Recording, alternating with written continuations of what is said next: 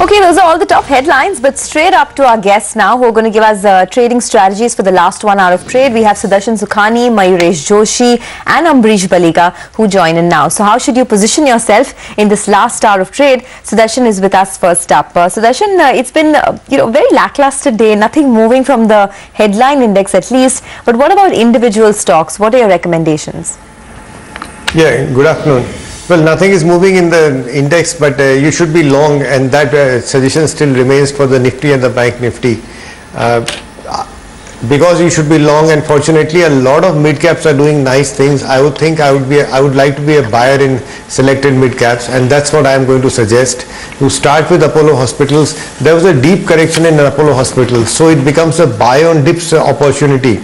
That correction is getting over. Apollo Hospital is building a small base, a bullish pattern, and today it's breaking out of that.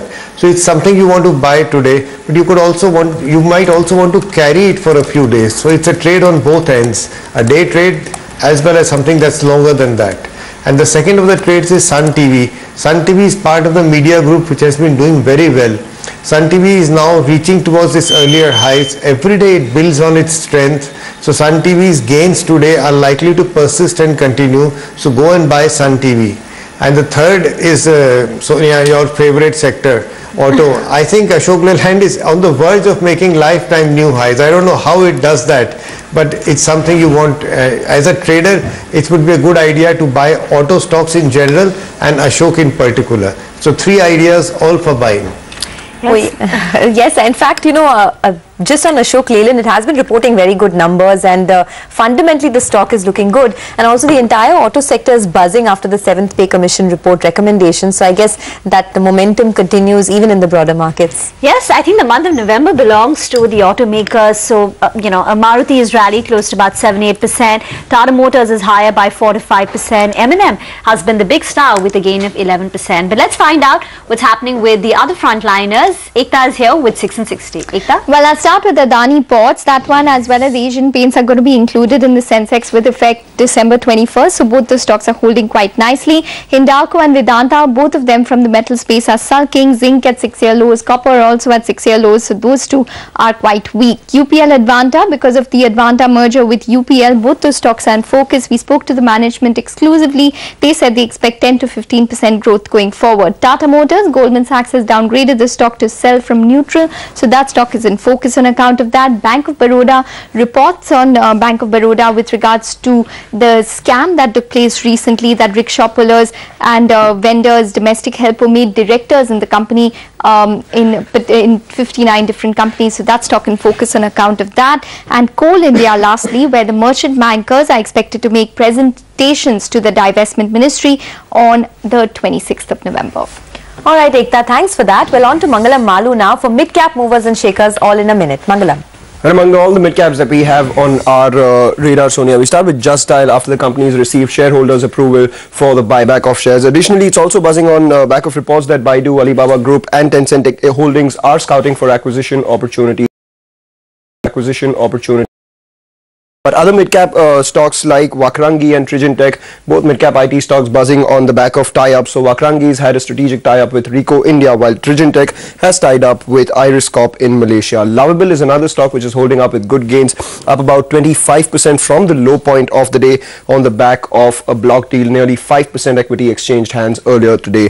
Arshia Limited is another stock which is also buzzing around on the back of promoter stake, which is increased to 75% from 72.5%. This remembers on account of the corporate debt restructuring that they have undertaken. Brigade Enterprises gaining in today's trading session post the launch of Plumeria at Brigade Meadows in Bangalore. The management spoke to CNBC TV 18 and they expect revenues of close to 450 to 500 crores coming in from that. And jute companies are also surging in today's trading session. Cheviot, Ludlow and Gloucester, all of them gaining in today. Okay, Mangalam, thanks so much for that. A couple of the other mid-caps which are doing exceedingly well include a Balaji Tele, that's higher by nearly 10%, and mid and small cap IT is having a good session led by HCL Infosystems. You've got up moves in Tata Elxsi, and Intellect Design Arena is a stock which has rallied nearly 50% in the last maybe 2 months or so. But let's get in our other expert, Mayuresh Joshi. Mayuresh, the two stocks in focus today are UPL as well as Advanta. UPL has corrected 3.5%. Is the stock a buying opportunity on the back of the merger with Advanta, and what did you make of the ratio?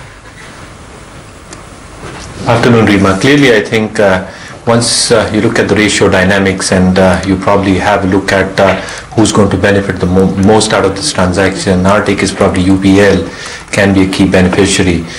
Clearly, if you look at the core dynamics taking shape, I think the key geographies that each of these companies cater to, both of them has distinctive advantages. So I think Thailand, Australia, where Advanta have a unique hold, I think UPL will largely benefit on that count. If you're talking about the other markets, including Mexico, you're talking the LATAM markets, I think Advanta will also have some amount of beneficial impact going forward. But when you're talking about financials, Rima, clearly I think UPL, the kind of performance that they've exhibited probably in the quarter gone by, a little bit lackluster, I would say, but again, I think we are very, very optimistic in terms of how their earning potential is going to go going forward. With around $3 to $4 billion of patents going off generic, I think UPL is in a very strong position, and clearly I think you've got almost $18 billion going off patent over the next few years. So again, I think the earnings momentum should continue in a very substantial manner. The integration again should have long-term effects in a positive manner. So I think the standalone EPS that we're probably working with UPL at the moment around 38.5 rupees kind of earning structure that we're looking at, I think that should show some positive momentum going forward. So yes, and in a nutshell, I think UPL should benefit, so any decline becomes a good buying opportunity in my opinion. Okay, so any decline is a good buying opportunity for the longer term. But Sudarshan, you were telling us about your top pick in the auto space for now, which is Ashok Leyland. But what about Hero MotoCorp? Second day running, that stock is piling on some gains, and fundamentally as well, the valuations of Hero are looking much better than its peers like TVS and Bajaj. How do you trade that name now? Well, I think I also said that the auto sector itself was doing rather well, and there are opportunities across the board. My pecking order still would be Maruti. If you are looking at a longer term trade, then Maruti, Hero MotoCorp and Ashok Leyland in some way or the other. For today, if you are asking whether Hero MotoCorp is a buying opportunity, I'm not very sure if it's an opportunity today. But for anyone who's wanting to take a position, Sonia, the positions that you have to take now are in anticipation of a good December until mid-January. Then Hero MotoCorp is a perfect buying opportunity.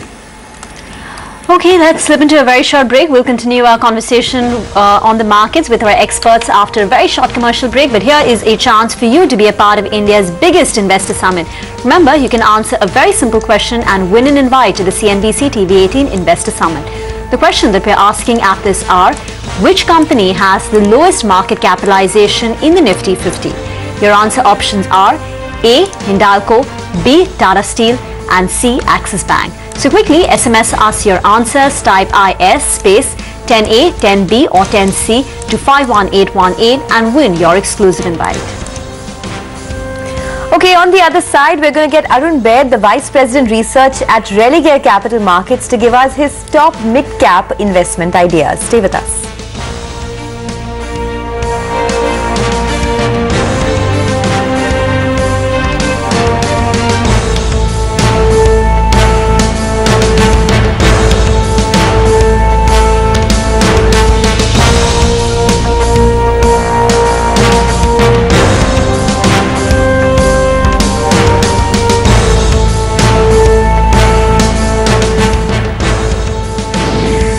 Market lacks triggers on either side. It's stuck in a small range.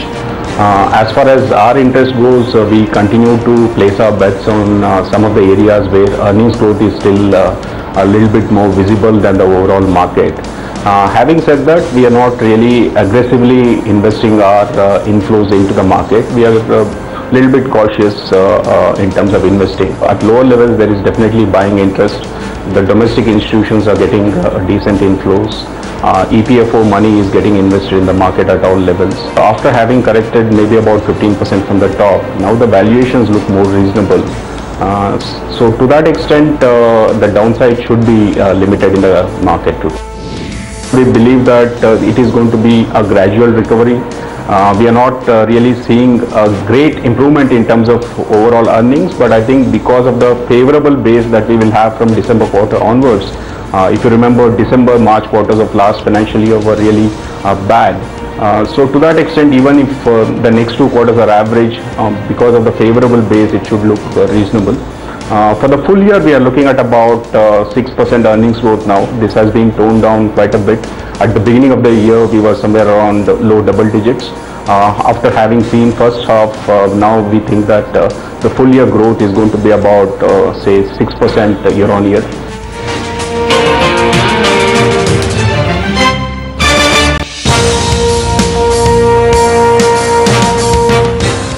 Welcome back. Nifty is back again in the green, and right now it's private sector banks which are contributing. So pull up the intraday chart for Kotak Mahindra Bank. So that's higher by nearly 0.6%. ICICI Bank too has made a recovery from the low point of the day. So ICICI Bank has recovered close to about 3.5% from the day's low. And apart from that, you've also got some strength in Tata Motors, Vedanta, Lupin. These are a few of the stocks which are nudging higher. But we're now joined by Mr. Arun Baid, who is the Vice President of Research at Religare Capital Markets, and he joins us for a few of his mid-cap picks. Hi Arun, afternoon. One of your recommendations is Somani Ceramics. Why does it stand out in the home builders space? So again, Somani is we believe it's a structural story. There are issues going on right now in that sector. But if you look at even in this particular first half, this company has delivered more than 9% volume growth, which is a very good number. So our view is the industry will grow at 9 to 10%. The organized guys will grow at a higher rate, 15 to 16%. And Somani is the third largest organized player in this market. And he'll be a huge beneficiary of this market. Another thing important is he's more of a tier 2, tier 3 player. And he has spent about 100 crores on advertisement over the last 5 years. So we believe that he will be able to tide over this a tough time and come out with flying colors going ahead. Also, the margin expansion story is going to play out for all these companies. Gas is a major input, contributes about 25% of the raw material cost. That's going to come down significantly because what's happening with global prices of gases, and that's again a big plus for these companies. So we see this company growing at over 30% for the next few years on the bottom line front. On the top line front, he grew at 17-18% going ahead. And that's why we like this company. Okay, so Somani Ceramics. Well, the other stock that you've picked up for us is V-Mart Retail. But the management of this company cut their FY16 same-store sales guidance to 4 to 6% from an earlier 10%. So they're not very confident about the second half of the year. But you're still confident that the stock will give you good returns? So again, V-Mart is a structural story from my perspective because they cater to cities where you don't have many organized players. They're catering to the aspirational India. You're right, they cut their guidance for this particular year to 4 to 6% because things were much tougher than what was anticipated. Then you had this abnormal monsoon situation where rains were pretty deficient. This company has about 80 odd stores in UP, Bihar and Uttarakhand. And there has been some issues in those markets in the near term. Having said that, we believe the aspirational story is still on. You might have some timing issues in that particular area, but going ahead, that should get sorted out. Again, what we like about this company is that except this year and last year, this company has grown at over 10% SSG for a major part in the recent history. So we believe that SSG will again pick up. In our numbers, we have factored for FY17 6 to 7% SSG only. So our numbers is capturing that lower SSG, but the store expansion is on track. This year he should open up about 20 odd stores, which should take him to about 128 stores for this whole year for FY16, which is a good number to go by. So we believe that despite SSG being 4 to 6%, he will grow at 20-25% CAGR wise for the next few years. Again, the return ratios are going to improve. He doesn't have much debt on his books. The opportunity is very large for him, and that's one reason why we like this company. Okay. The third one in your list is Mayur Unicoaters. Now over there, the sales growth has been very subpar. In the first half of the year, they've only seen a sales growth of 3.5%. We understand that its margin performance is a lot stronger. They managed to improve their margins. But when can the sales growth pick up for Mayur Unicoaters? Because that seems to be restricting the stock performance. In the last 1 year, the stock has not given any returns at all to shareholders. Very true. So if you look at even in this quarter, the company actually grew at volume terms by 8%, but the top line growth was only 4%. The reason is commodity prices have come down. So going ahead, this will neutralize. Second thing is in this company, about 50% of revenues come from footwear. and another 40% comes from automotive industry. So both these industries haven't seen the best of times. Footwear market has slowed down to some extent. Again, raw material prices have come down. Also on the automotive front, they are the only only company from India who's exporting to US OEM players. So they have a few approvals there. Also a few domestic approvals which has come through recently should help the automotive growth. They are doing very well in replacement market, which we believe should drive growth. Again, they are getting into furnishings, which was not a market which they used to cater to, and that can be a huge growth opportunity for this company. So to answer your question, when can the growth come in? I think the base will utilize this year onwards for the raw material front, and then you'll see good top line growth. On the margin front, if you look at this company has grown its margins phenomenally. Used to be a 14-15% margin company 5 years ago. Now is over 22% for this year, we believe. So they have been able to do that on margins. That's more because of backward integration and the ability to come up with newer products. So we do believe that this company looks very attractive for a long-term perspective, and whenever the domestic recovery picks up to some extent, they'll be a big beneficiary. Minded that they have 25% exports, so they are also a beneficiary of what's happening with the currency. At the same time, they're getting new markets which will help their growth.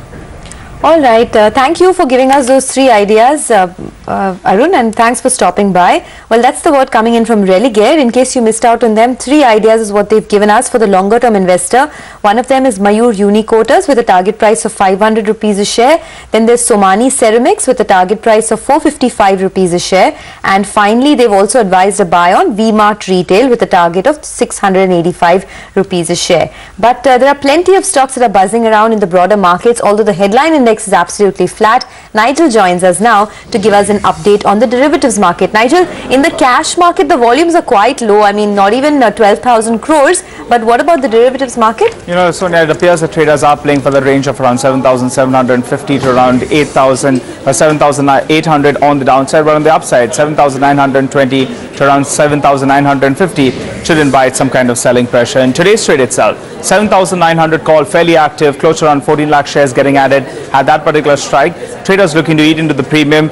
The last time I checked, the premium had fallen from around 27 rupees all the way to around that 18 rupee mark. The 8,000 call as well, it has the highest open interest on the call side. Today, close to around 10 lakh shares have been written at that particular level. Premium as well crashed to around 4 to around 5 rupees. On the downside, however, the 7,800 put as well is seeing a fair bit of action. Now that one has seen its premium move from around 30 to around 35 odd. Writing is being seen at that level as well. Those traders looking to protect the 7,750 to around 7,780 mark. The 7,600 put as well, just in the last 1 hour odd, that one has become fairly active as well. Stock specific action, Zee Entertainment is standing out. That one is seeing fresh buying in trade today, while a lot of those companies that did see buying last week are seeing unwinding of long positions. So SBI is seeing unwinding of longs. We have JSPL as well, that's seeing unwinding of long positions, while IDFC as well is seeing some unwinding. Back to you all. Thanks, Nigel, for taking us through that. By the way, some very divergent moves seen in the aviation space. So on one hand, you've got Indigo or Interglobe Aviation coming in for some profit taking. But on the flip side, SpiceJet is now seeing a double-digit up move, and add to that a Jet Airways too, which is now giving SpiceJet company. It's only up close to about 3%, but it's gaining ground as we speak. Other than that, a few of the mid-cap buzzers include something like a Crompton Greaves, and an Escorts too is moving higher as we speak. Let's slip into a very short break. Remember, our closing bell money control question of the day is, will sustained FII selling drag the Nifty below 7,500 by the end of December?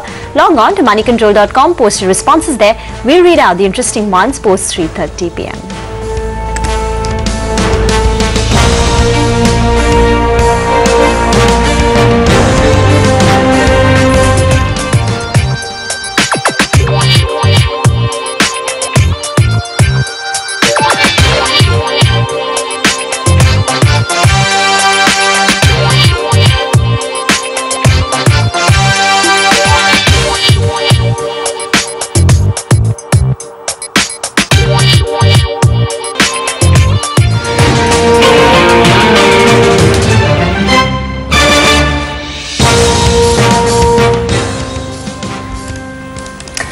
Well, it's a very, very quiet day of trade, so nothing much to update you guys about. So good time then to talk about our favorite Monday special Mid-Cap Mania with Nigel D'Souza. And the stock on his radar today is a company that he's going to tell us about. Nigel, take it away. Well, Sonia, a company that I'm going to talk about is Texmaco Infra and Holding. The stock in the last couple of months has been on a bit of a tear. It's higher by close to around 42%. And if you take a look at it though, from the highs that we saw in December 2014, the stock has lost close to around 25% also. That's why that stock did come in my radar, because it's run up, but in fact it's way off the high point that we saw late last year. In terms of financials, if we just take a look at their numbers, the total income is higher by close to around 9%, operating profit margins as well at around 66%, at the half yearly performance as well, fairly good for the company. So just take a look at it, revenues are higher, profitability as well has close to have doubled, but it's an infra and holding company, so financials don't count for that much. So let's run you through then the key details of this particular company. In terms of shareholding pattern, if you take a look at it the last few years, you'll see that the company, let's pull up the shareholding pattern, you'll see that the company has been, the promoters have been increasing stake in the company. So that's from 2011 till date, they've increased it by close to around 10 to 12%. And one of the promoters, that's Mr. Saroj Kumar Podar, has bought close to around 10 lakh shares just in the last 5 to around 6 months. So that data point as well should be up for you on the screen. Now, Texmaco Infra and Holding, they hold a stake in TexRail. If you just take a look at that, you'll see the value of the company. So you just take a look at that. They have close to around 26% stake in Texmaco Rail. That's a listed entity. And you just remove the value. That's close to around 750 crore rupees. The market cap of this company, that's Texmaco Infra and Holding, is only around 500 crores, and they have close to around 750 crores in Texmaco Rail itself. So we need to give a holding company discount. So we pull up that point as well, close to around 40 to around 50% discounting, holding company discount. If you take it, then in fact the total investments will be at the total after the holding company discount, it will be at around 410 to around 490 crores, depending on the holding company discount. Either you take it at 40 or around 50%. Let's run you through then the land details. I went through the entire financial report. They have some land in North Delhi. They had to surrender some part of that land to the DDA. That's the Delhi Development Authority. After that, they say that in fact now the land is in clear possession, so the name is clear as well, and they've categorically mentioned the area of this particular plot. It's at around 39,000 square meters. If you just convert that, it equates to around 8 lakh square feet that is saleable at an FSI of around 2x. Taking a lower end valuation of around 5,000 rupees per square foot, the total value of that land comes to around 500 crores, and additionally they reportedly have more than 100 acres in Kolkata. So let's not assign any value to this Kolkata land, but in terms of the Delhi land, that should be at a minimum value of around 500 crores. As of March 2015 as well, they have mutual funds investments of around 60 to around 70 crores. That detail as well is available in the financial audit report. So let's take a summary then of the company we're talking about. The market cap as of date is at around 500 crores roughly. If you take a look at it, the mutual funds is roughly around 60 crores. As I told you earlier, the holding company discount, if you take it at around 40 to around 50%, that as well equates to close to around 450 crores. And finally, the land bank, the minimum value should be at around 600 crores. So that's the stock we're talking about. Interesting one. Back to you all. Some 6 solid reasons to buy Texmaco Infra. And let's pull up the intraday chart of the stock, because it's moving higher. As Nigel was talking, it's now up close to about 5%. So that will also be up for you on your screen. But let's get you a few more ideas. Naresh Mirani now joins us to tell us what to buy or sell today for a reverse trade tomorrow. Naresh, what are you recommending? The first recommendation is Bajaj Auto with a target price of 2600 and a stop loss at 2480. And second one is Brigade Enterprises with a target price of 175, 180 and a stop loss at 160. Okay, so those are 2 stocks. The targets and the stop losses will just come up for you on your screen. Bajaj Auto and Brigade Enterprises. Thanks so much, Nuresh, for that. Well, a couple of other stocks that are spiking up now. Just look at the intraday chart of KEC International. That stock has suddenly zoomed in the last 10-15 odd minutes. The intraday chart should come up for you. It's up about 6 odd %, and there you have it, a sudden spike up in the last 10-15 minutes, and the volumes as well are picking up at this point in time. And HCL Infosystems Williams, a stock that has almost given you 25% returns this year. That stock too is now at the highest point of trade, sitting with almost an 8% gain right now. So good time as any to get you some buzzing stocks. Varinder Bansal joins us to tell us what he has observed in the last 10-15 minutes. Varinder. Well, a lot of stocks which are moving up in the mid-cap and small-cap space. If you look out the mid-cap gainers, RPG Life, that stock was up 20% last time I checked, and that stock has been gaining since last few days at lifetime high. Lovable Lingerie up 12%. Aarti Drugs, interesting stock, up over 10%. Balaji Tele, HCL Insys. Sequent Scientific has popped up 7%. Adani Transmission again gaining ground. Godfrey Phillips also up by nearly 7-8%. Not only Vakrangi but Rico India is also up by nearly 6-7%. Tata Elxsi, Intellect Design Arena and that mid-cap IT space are buzzing, and Navin Fluorine just continue to move higher after that superb numbers which were released by the company in Q2. All the jute companies are up around 20% today, whether it's Goldstar or Cheviot, so keep an eye on that. Among the small cap gainers, many new names today. Vipi Spinpro up 20%, Span Diagnostic up 20%, Quantum Papers up 20%, Associated Profiles and Aluminium, Elnet Technologies, Trilogic Digital Media, BS Limited. Most of the stocks are gaining anywhere between 15 to 20% and on good volumes.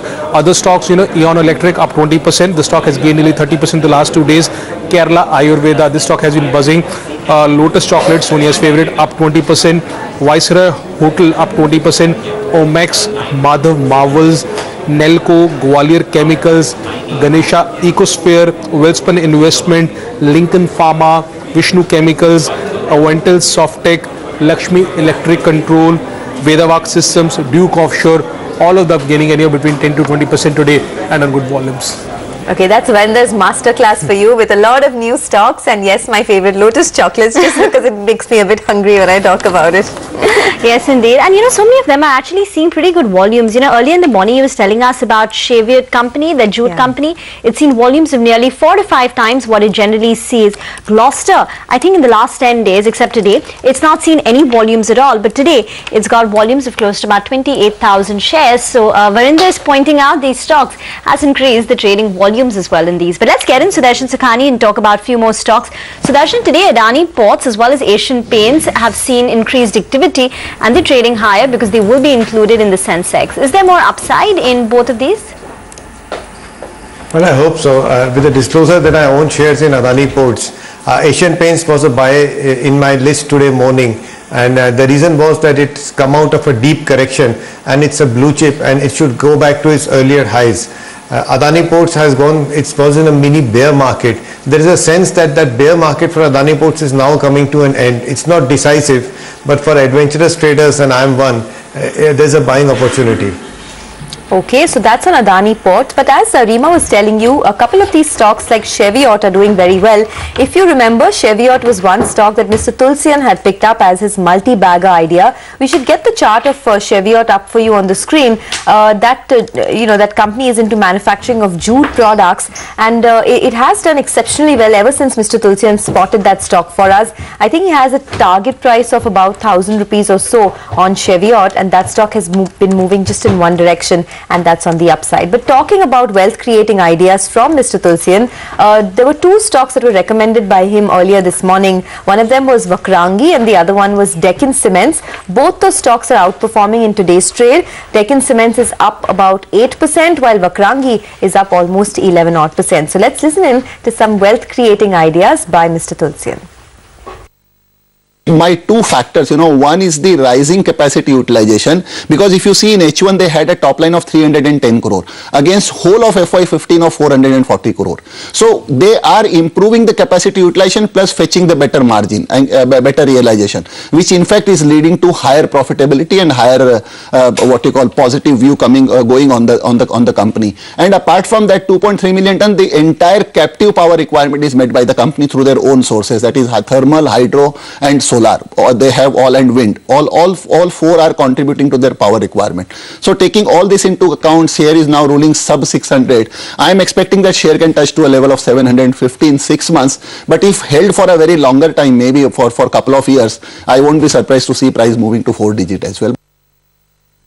if you want to reach to the banking, insurance, ATM, e-commerce, everything, they have got the license from RBI to install 15,000 ATM, for which 200 ATM trial has already been completed, and they are the only company in India who will be having biometrics operated ATM. This is a long-term stock because eventual target of company is to create 50,000. If you see their September half-yearly presentation which they have uploaded to the stock exchange, it says 50,000 Vakrangi Kendras by 2020, which I don't think that it is not feasible or it is not achievable.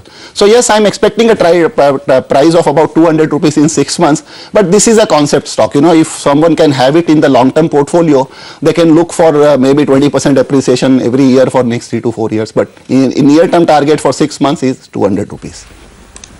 Okay, let's get in more of our experts. Ambarish Baliga is also here with us in the studio. Hi Ambarish, we were asking even Mayuresh about UPL. It's down 3%. Would you buy it? I'll wait for a while and then pick it up because anyway these stocks have been like underperformers for the last couple of months, and with this news we have seen it coming down to a certain extent, but I really don't see the stock going below that 425 430 levels. So I think at closer to those levels one should look at buying, but then don't expect any action over the next 3 or 4 months. These stocks are meant for the next 2 to 3 years. Okay, these stocks are meant for 2 to 3 years. Sudarshan, just one word on the index itself. Today, of course, you know, it's been a flat day of trade and you have given your recommendation for the day. But from now until expiry, what does one do? Because there's one holiday in the middle and there's so much intraday volatility as well. Where do you see this, this series expire? Oh, it's anybody's guess. I would assume somewhere around 7,900, but the markets can do anything. The easier trade is to be long in the Nifty and the Bank Nifty, place a stop at 77.70 and relax and let the market tell us what it will do. Okay, by the way, some news which is hitting the wires. Qatar will waive that $1 billion penalty, you know, on these Indian oil some of these Indian gas companies like GAIL, Petronet, LNG. This was something which was spoken about even last week, which is why names like Petronet, LNG and GAIL were higher in trade. But we'll come to that in just a bit. But Ambarish, this entire week, or sorry, in the last 2 weeks, we've seen many of these auto companies do exceedingly well. M&M has rallied close to about 10% Hero MotoCorp has rallied 3% today itself. Would you be a buyer? I would be a buyer in Hero because clearly I see two-wheelers performing, and being the leader which has not performed in the last year and a half, I expect the Hero numbers to be better going ahead, and especially with the 7th mission and OROP. I think it's the two-wheelers, it's the entry-level cars, white goods. These are the sectors which should perform from January onwards. Okay, well, some more news coming in on what Rima was just talking about. Qatar will be waiving the $1 billion penalty on India for lower gas offtake. That's come on PTI at this point in time. This is for breaking that long-term LNG contract. They will waive off the $1 billion penalty. They've also consented to change the pricing formula to reflect the slump in global energy rates. After months of intense negotiations, RasGas of Qatar has agreed to not press for the $1 billion penalty that Petronet LNG has to pay for buying only 68% of the contracted 7.5 million tons this year. So Petronet LNG and GAIL are both spiking up at this point. In fact, we should get that news flow up on the screen again. Petronet LNG up almost about 6% right now. Also, RasGas has in principle agreed to changing the current pricing formula based on a 60-month average of a basket of Japanese crude oil prices to a 3-month average of Brent crude, a move that will lower the cost of LNG to $7 to $8 per unit compared to 12 to 13 currently. So the cost of LNG will go down, which is a big positive for many of these companies. Mayuresh, how do you react to a stock like GAIL? This stock, you know, has been one of the big gainers last week. It gained about 25% or so. And on the back of this news flow, what would your response be?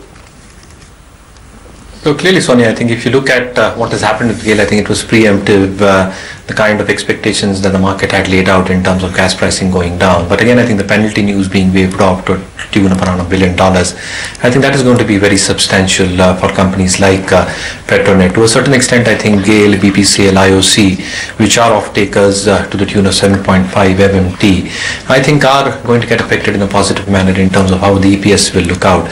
Because clearly, I think the spot prices at 7.8 that were ruling, I think that was not at all, I think, in favor of these companies who are buying from probably at spot, but again the offtake was much lower from RasGas. Having said that, Sonia, clearly I think the other segments of GAIL are underperforming. So I think the LPG, the liquid hydrocarbon segment has not been performing that well for GAIL. And again, I think the headwinds in terms of how the transmission network will improve will be a big question mark. So clearly, yes, I think positives into the stock for GAIL, Petronet, BPCL, IOC. But clearly, each of these stocks probably have a few other issues apart from all this. So underutilization of pipeline for GAIL, for Petronet, the Kochi pipeline. I think all these factors might play in terms of a total re-rating of the stock. So partially, I think the EPS upgrades will come through if such pricing comes through, at least from an FY17 perspective. But then I think the other headwinds will probably play a little bit of spoil spot when it comes to a total re-rating. So I'm not ruling out positive moves going forward on stocks like Petronet, GAIL, BPCL, or even an IOC. Ambrish, comment on this. We know this news is positive for GAIL as well as Petronet LNG, Right. but they've already rallied since last week. GAIL, for instance, is up 25% in the span of 1 week, and Petronet LNG too has rallied from levels of sub 200 to now 235. No, that's true. How much of it is priced in? It is priced in to a certain extent, but we should remember that the last 1.5 2 years they have badly underperformed, and this was an overhang which is out of the way. They have expanded their capacity which was not fully utilized. Now post this, I think all that will play out. Yes, these stocks have appreciated decently well, so from here on immediately the upside could be quite limited. But then if you're talking of the longer term story, I think that becomes much clearer post this. So I think on any sort of a correction it should be bought. Okay, Sudarshan, what is your view on how to approach these stocks technically? Because stocks like GAIL have of course seen a big bump up, but even some of the broader ones like Petronet LNG are now up almost 7-8%. Is there any potential in this space at all? Yes, I've been giving Petronet LNG as a buying opportunity for many days now. It's come 3 or 4 times in my morning list. Last time I think I said that the final targets for Petronet are 300. Much more than GAIL, it is Petronet which is the stock that will give us multiple time returns. GAIL of course is reacting to good news, and there is probably some more upside here. But eventually GAIL is going to find resistance. Petronet is in lifetime new highs, uncharted territory, and much more to go. Okay, so that's about a 30% upside in Petronet LNG, which is likely. Sudarshan, what about Idea? It seems to be taking some near-term support at levels of 130. Would you play the stock for some gains? Well, between Idea and Bharti Airtel, I prefer Bharti Airtel. Idea has been moving down. It's just finding support, but that support needs to be conclusive. It may be, but Bharti has given us signs that the lower end is holding, and it's making an attempt to break out from a trading range, a consolidation. So I would not touch Idea as of now. Bharti is a much better opportunity. Okay, well for now many of these companies continue to be moving higher, so names like GAIL, Petronet LNG etc. are all at the highest point of trade. IGL as well is up well in the greens, reacting to that bit of news flow that you just heard a while back. But let's talk about some of the other stocks as well that were in the news today. First up, the UPL board has, as we all know, approved the merger of Advanta with the company. We spoke to Jay Shroff, the CEO of UPL, and he said that Advanta will benefit from UPL's customer base. Take a look.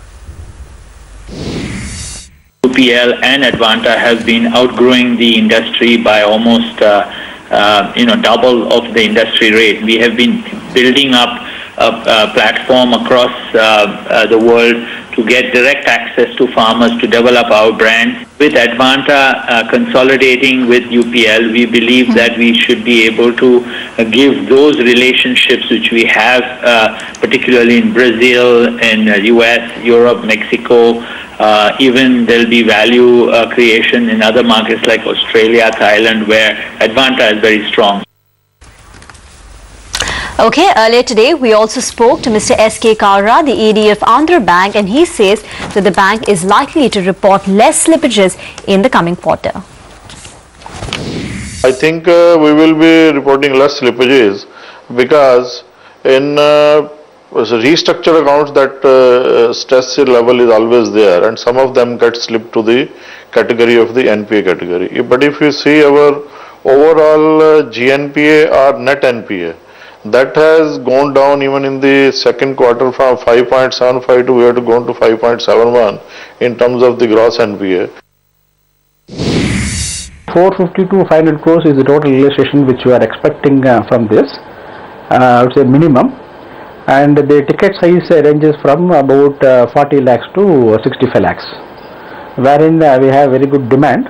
We are planning to launch around 5.3 million square feet, which includes the Plumeria, out of which our share may be around 3.63 million square feet, which will be during the second half. That is what we are expecting. Okay, that's Brigade Enterprises telling us that from their new launch Plumeria in Bangalore, they are expecting revenues of almost 450 to 500 crores. But the other management that we spoke to was SKS Microfinance today. Dilli Raj, the president of SKS Microfinance, expects the company's AUMs or asset under management to grow by 50% in FY16. Yeah, MFI sector has on overall seen a 16% quarter-on-quarter growth in Q2. We have grown by 14%. We have already given a guidance that we would grow the AUM by 50% in FY16 compared to FY15. That should take us well in excess of 6,250 crores of AUM by the year end. So we are very confident that we would be in a position to achieve that growth rate. Alright, still flat for the frontline indices. GAIL continues to move up. Now it's up close to about 3.5%. So despite this news being spoken about in the market last week and the stock gaining ground, it continues to inch higher, now up 3.5%. Mayuresh, what are your thoughts on Just Dial? Today it's mildly higher. The shareholders have given their approval for the buyback, but the stock has been such an underperformer. The earnings have disappointed the street. Where do you stand on Just Dial? So clearly, Dima, I think looking at the financial performance of Just Dial, yes, I think a tad bit below what the street and the analysts were expecting. Clearly, I think the underperformance has to do with the kind of launch expenses that one really expected with Search Plus, the new application, and the kind of promotional spends that the management is talking about, or the greater part of FY16. I think that is going to have a telling effect in terms of how cash flows pan out. Clearly, I think the success of the application is going to be a key driver for Just Dial going forward. And if you look at their subscriber base, I think the subscriber base has been growing very steadily. So around 15.8 million subscribers, I think they are being adding subscribers on a consistent basis, but the paid listings as a percentage of the total subscriber base is still very, very minuscule. So again, I think that percentage probably needs to go up. The premium listing needs to probably go up. And again, the success of Search Plus, the new applet, I think that is going to be a key for the re-rating going forward. So EBITDA margins more or less in line with what we were probably expecting. But again, I think the kind of earnings upgrades that one really expects, I think one really needs to understand that it will be a little bit softer, at least for the next couple of quarters. So I think I'll wait for the counter to actually decline from the current levels. I think I'll not be looking at the counter at these levels. Valuations are looking expensive, and you are not really sure on how Search Plus, the application, will actually get perceived and accepted by the market. Okay, well, if you look at the tally for this entire month, then GAIL is the biggest gainer in the month of November so far. It's up about 18%. But not just that, M&M is also another stock that has put on almost 12% gains this month. So it's gone from around 1183 M&M to about 1323 right now. That's quite a bit of traction in the last 1 month. Ambrish, how are you positioned on M&M now? Not at these levels, because see, again, it's been an underperformer. After that, the numbers were slightly better than expected. So, I mean, you had this stock appreciating. But then, if one wants to be a serious investor in this space, I think one should be looking at Maruti and Ashok Leyland. I don't think one should be looking at M&M. Okay. By the way, European markets are currently trading down nearly half to 1%, so that should be up for you on your screen. And this is despite the November composite PMI for both services as well as manufacturing improving on a month-on-month basis, but there are cuts in the European markets, and that seems to be putting a lid on our own markets. So Nifty still at that 78.50 mark. Ambrish, today we got news on Bharat Forge. Okay, at least in the peer group, that Volvo is cutting production. In fact, for the last 8 consecutive months, we've seen a decline in orders for trucks in North America. Do you see the upside capped in Bharat Forge? I think the upside is capped for all the auto ancillaries, especially the export-oriented ones, which were darlings of the market in the last 1.5 to 2 years, Bharat Forge and Motherson Sumi and the rest of it. I think one should be more positive on the India story, India-specific auto ancillaries. So because of which I've been recommending a stock like Gabriel, which was quoting, I think, about 88, 90 levels. I think from here the downside is very, very limited. Okay. And the sort of demand in India and also the replacement demand is going to rise. So I think this is one stock to be looked at. Okay, that's another positive news flow coming in for Nestle. They've now resumed manufacturing of Maggi at their Uttarakhand plant as well in Pantnagar. So that's another positive news flow. The management though sounded mixed at the conference call. He did mention that they would be returning to double-digit growth very soon, but he did say that there are still many hurdles in that process. But let's just count down to close. It's a quiet day of consolidation really. The index has moved just in a 50-point range, but let's get some closing comments from our guests before we end for the day. Sudarshan, what would be your top recommendations for trade tomorrow? Well, my top recommendation tomorrow would probably be Reliance. Reliance has seen minor gains today, but it's also on the verge of another breakout for the on the upside. So some gains tomorrow are easy to come by. That assumes that the markets will remain as they are today.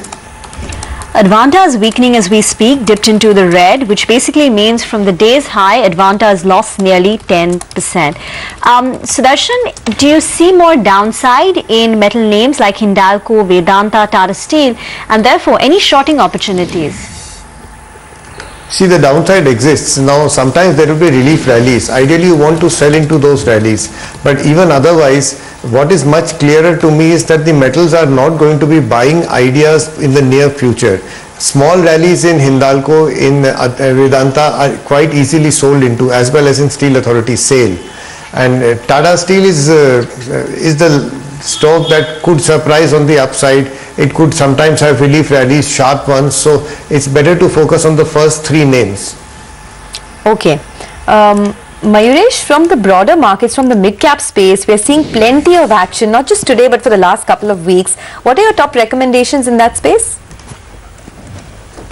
So Sonia, clearly I think we are liking diversified companies within the space itself. So I think Garhwari Wallropes is one idea that we really like. Again, raw material cost benefit should accrue to the EBITDA for Garhwari Wallropes. They've actually got down their debt to around 20-24 odd crores. Should be debt free over the next few quarters. Their ROEs have actually expanded over the last 4 years from 9.6 to 13.8. We're actually expecting the ROEs to touch 15% odd. And clearly I think the export market is a big market for them. They're into aquaculture, shipping, sporting equipment. Tennis nets is again a big kind of an export market for them, and the kind of growth that we are probably seeing in this segment should augur well for them. So I think a top line growth of 11% with exports growing at 17% is one idea that we probably like. Again, I think NBL Infra from the infra space with a very strong order book, the fixed cost absorption should be exceptionally better over the next few quarters. The equity contribution on their BOT projects is quite minuscule at 50 odd crores. And again, I think our earnings trajectory should be around 17.5% over the next couple of years. So clearly I think valuations for NBL Infra looking extremely attractive, and we find EBITDA margin expansion to come through over the next couple of years. Okay, so Garhwari Wallropes as well as NBL Infrastructure. Ambarish, in the last 2-3 weeks, we've seen a lot of trading interest as well as rotation in sectors like sugar, then textiles. Now jute companies are in focus. Any such sector undiscovered, which is undiscovered so far, where you're seeing interest and perhaps could surprise? No, I wouldn't say undiscovered. I would say the ones, the sector where there is hardly any interest, which is clearly power. Although we have seen interest coming back in the power ancillaries, the power sector as such, I don't think there is much of interest as of now. But then looking at the policy action, I think that's one sector which should actually outperform if you're talking in the next 2 to 3 years. And there I would surely look at a stock like NTPC, which is clearly cash rich, profitable, and the largest. Yes, and that's something that you've been recommending for a while, NTPC. What about something like Vakrangi? Have you taken a look at that? I have not looked at Vakrangi, so it's a bit difficult for me now. Anything in the mid-cap IT space? Because there's so much, one day it's Geometric, the other day it's Vakrangi. No, I think it's more of trading as far as the mid-cap IT space is concerned. If you're talking of the next 2 or 3 quarters with the sort of earning warnings which have come from the large caps, I think it's time to actually stay away for a while from the IT space, especially when you have the India-centric story, which should play out over the next couple of quarters. Better to look at those sectors than something like IT and pharma, where we are seeing some problems going ahead. Okay, we have just about 1.5 minutes, so we will thank all of our guests and we'll wind up for the day's trade. It's been a very quiet day of trade. So the Nifty has traded in just a 50-point range and has closed absolutely flat with a bit of a negative bias. The mid-caps have seen marginal gains and the market breadth is marginally positive. So just catching its breath after the movement that we saw last week. In terms of individual stocks, the biggest winner today is GAIL, up another 5% after the 20% up move we saw last week. Remember, Qatar has decided to waive off the $1 billion of penalty on India for lower gas offtake. So that penalty has been waived off. Apart from that, pharma stocks, some of them did well. So you had Lupin and DRL that were up in the green today. Auto stocks like Hero MotoCorp, Bajaj Auto and M&M did well, all three in the green. And on the losing end, you had metals that got hit once again. Hindalco, Vedanta, Tata Steel, all in the red. FMCG did poorly, and so names like ITC and HUL are in the red. And you also have some PSU banks like Bank of Baroda and PNB that go home with some cuts. But the mid-cap index also by and large closed flat. Yes, just relatively better. The index at least managed to close in the green. The advanced decline ratio ended at 4 stocks in the green for 3 on the losing side. Talking about a few winners, it's Midcap IT which had a good session. So first Source, Geometric, Majesco. These are a couple of stocks which actually did well. That's the index. But if you look at the mid-cap space, a couple of these stocks were fairly active. Add to that, even Vakrangi rallied nearly 9% on the back of the strategic tie-up that it had with Rico India. Petronet LNG moved higher after news came that the company is in discussion with Ras Gas, though as of now they have not managed to at least formalize any kind of an agreement. In terms of the stocks which were in news, UPL as Advanta. UPL ended with cuts of nearly 4%. Advanta lost nearly 11% from the day's high. On the losing side, some weakness seen in high beta names like Punj Lloyd as well as JP Associate. But net-net, the Nifty's ended the day just below that 78.48 mark, at least in terms of the last tick. We'll await the closing, a cut of about 0.1%, while the mid-caps ended with gains of 0.1, 0.2%. So largely a day of consolidation, and markets through the day trended fairly sideways. But here's a chance for you to be a part of India's biggest investor summit. Remember, you can answer a very simple question and win an invite to our investor summit. The question at this hour is, which company has the lowest market cap in the Nifty 50? Your answer options are A. Hindalco, B. Tata Steel, C. Axis Bank. So quickly send us your SMS, type IS space 10A, 10B or 10C to 51818 and win your exclusive invite. Okay, we've thanked our guests, so let's slip into a short break. But on the other side, CNBC TV 18's Menaka Doshi discusses the implications of tax deductions for each sector with Manish Shah of Sudit K. Parekh and Company.